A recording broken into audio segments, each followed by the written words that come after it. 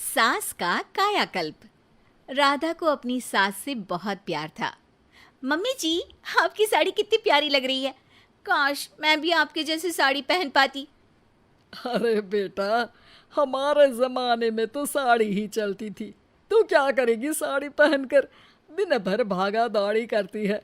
Sari comfortable नहीं feel कराएगी। तू तो ऐसे ही जचती है बेटा। राधा सास को लेकर घूमने जाती, सैर करती और उनसे खूब बातें किया करती थी। एक दिन, अरे राधा और माँ सुनो, अब हम लोगों को बम्बई चलना पड़ेगा। मेरी नई नौकरी वहीं लगी है। अरे वाह माँ, कितना मजा आएगा ना। अरे नहीं नहीं, मैं नहीं जाऊंगी। बड़ा शहर, बड़े लोग, मेरा दिल नहीं लगेगा। अरे माँ, मैं हूं ना आपके साथ। और सारा परिवार बड़े शहर में शिफ्ट हो जाता है।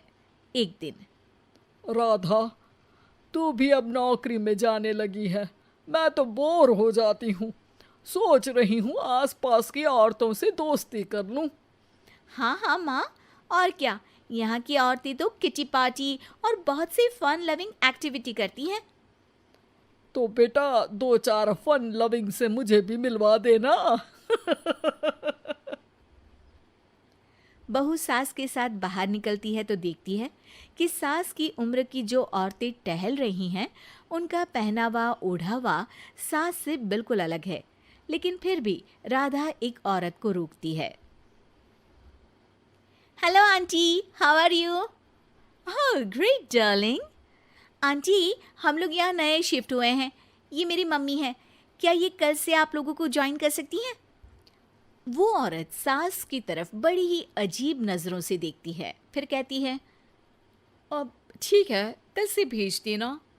सास समझ जाती है कि उस औरत को वो ठीक नहीं लगी, लेकिन फिर भी वो कुछ नहीं बोलती। अगले दिन, अरे माँ, अच्छी सी साड़ी पहनकर तैयार होकर जाइए। आपको आपकी दोस्तों के पास जाना है ना। और नहीं नहीं, मैं सोच रही हूँ घर पर बैठकर टीवी देखूं। वैसे भी रामायण का नया एपिसोड आएगा। नहीं माँ, आप जाओ ना, लोगों से मिलो, बात करो, अच्छा लगेगा।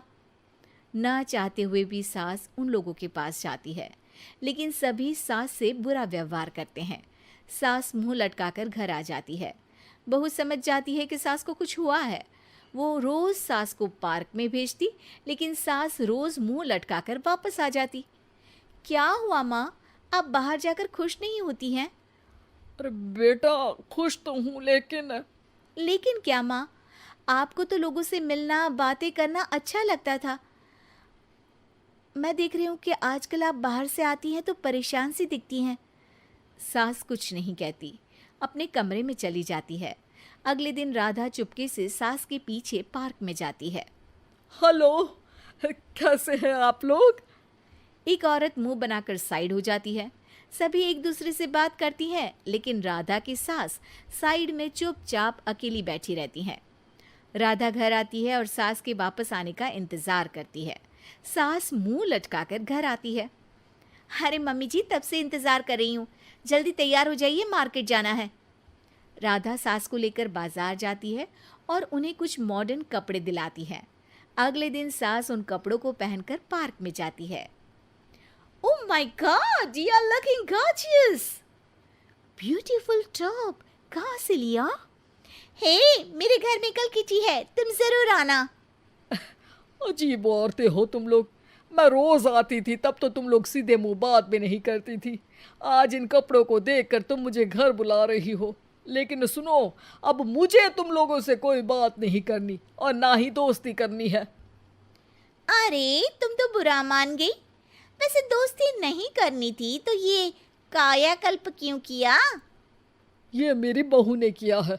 मैं यहाँ सिर्फ ये देखने के लिए आई थी कि तुमको मुझसे समस्या है या मेरे कपड़ों से। कपड़े तो बदले जा सकते हैं। अच्छा चलो, जो भी हो, अब हम लोग तुम्हें अपने साथ रखने को तैयार हैं। लेकिन अब मुझे तुम लोग नहीं पसंद। ये बोलकर राधा की सास वहां से चली जाती है। वाह माँ जी, आज तो आपका चेहरा खिला खिला सा लग रहा है। लगता है आपकी सहेलियों ने आपको अपना लिया। हाँ, वो तो अपनाना ही था। दिखावे वाली जो है वो, मेरे कपड़े बदलते ही उनका दिल बदल गया। लेकिन आज मैं उन्हें मना कर आई, अरे क्यों माँ जी? क्योंकि उन लोगों को मुझसे नहीं मेरे कपड़ों से दोस्ती करनी थी। वैसे मेरे पास तो तू है ना, मेरी प्यारी बहू, मुझे किसी की जरूरत नहीं है। अरे नहीं नहीं माँ जी, आप ऐसा क्यों सोच रही हैं? बेटा ये गलत भी तो नहीं है, जैसा देश वैसा भेष। क्यों?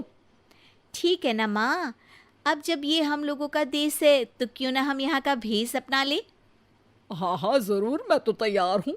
समय के साथ खुद को बदलने में कोई बुराई नहीं है, लेकिन कहीं नकल के चक्कर में बंदर ना दिखने लगूं। खैर, बहू लग जाती है सास की कायाकल्प।